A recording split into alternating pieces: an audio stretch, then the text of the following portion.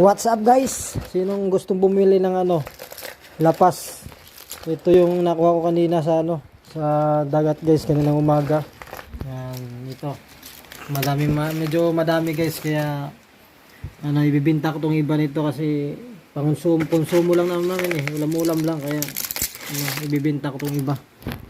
Yan, madami-dami to guys, kaya dagpila mo nito. Pila may palit kada kiloan 100 isang kilo guys, sabi ng kapatid kong si Jim Lee.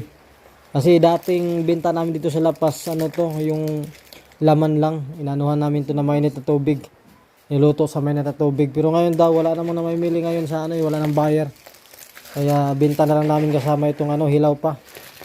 Lapas lapas mo dyan, punta kayo dito sa bahay, mga 2 kilo to sa mga gustong bumili. 2 katao lang nito gusto kong makabili nito, 2 kilo, 100 per kilo. Sa mga taga Manglit dyan, punta na kayo dito sa bahay para kung gusto nyong bumili ng lapas. Alright, antayin namin kayo dito. Yan, anong oras na ba ngayon? Alas 12. Stop to panghapunan. Ano pang inaantay nyo? Bili na ng lapas.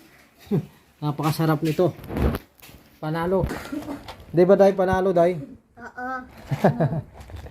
Lamig kayo.